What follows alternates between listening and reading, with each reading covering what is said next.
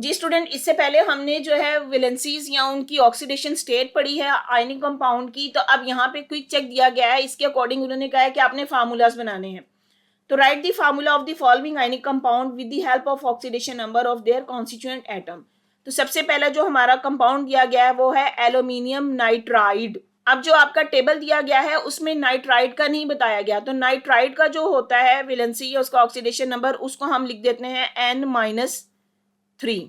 तो ये बात आपने याद रखनी है जी। पहला हमारा कंपाउंड है एल्यूमिनियम नाइट्राइड। एल्यूमिनियम का होता है +3 और नाइट्राइड का होता है N-3 जी। तो इसका फार्मूला क्या बनेगा? अब यहाँ पे देखें, क्योंकि ये +3 है -3 है, ये दोनों चार्ज एक दूसरे को कैंसिल आउट कर देंगे और हमारा फार्मूला बनेगा AlN जी। नेक्स्ट हमारा कंपाउंड था सोडियम सल्फाइड।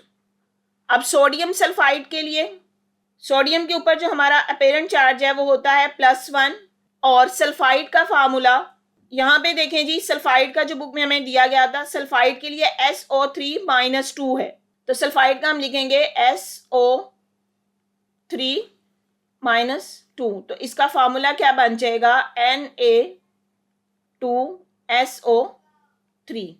तो ये बन गया सोडियम सल्फाइड का जी। नेक्स्ट है सोडियम हाइड्रोजन कार्बोनेट। अब यहाँ पे 3 एटम्स की बात की गई है, सोडियम की, Na और हाइड्रोजन कार्बोनेट। हाइड्रोजन कार्बोनेट क्या है इसका, यहाँ पे ये फार्मूला मैं आपको बताऊं। यहाँ पे ये जो बाइकार्बोनेट है इसी को हम हाइड्रोजन कार्बोनेट भी बोलते हैं, HCO3 -1। तो ये पूरा का पूरा कंप्लेक्स आयन उधर लिखा जाएगा।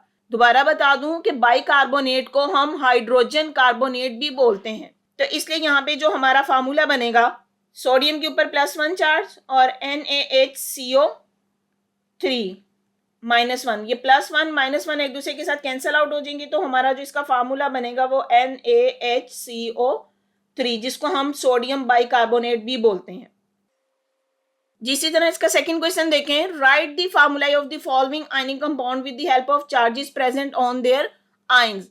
अब अगला दिया गया है अमोनियम एसीटेट।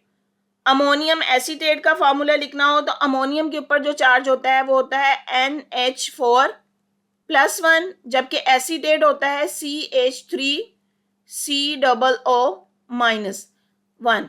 तो एक्चुअली इसका फार्मूला क्या बन जाएगा? NH4CH3COO जी। नेक्स्ट है हमारा कैल्शियम फॉस्फेट। कैल्शियम फॉस्फेट के लिए देखें, कैल्शियम के ऊपर +2 चार्ज और फॉस्फेट PO4 -3।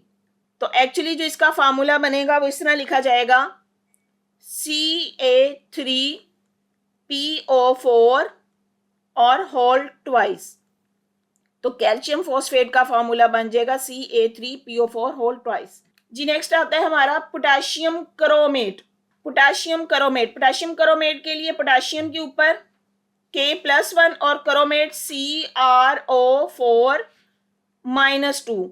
तो जब इनकी वैलेंसीज इंटरचेंज करेंगी तो यह हमारे पास इसका जो फार्मूला बन जाएगा K2CrO4। तो पोटेशियम क्रोमेट का ये फार्मूला बन गया जी स्टूडेंट।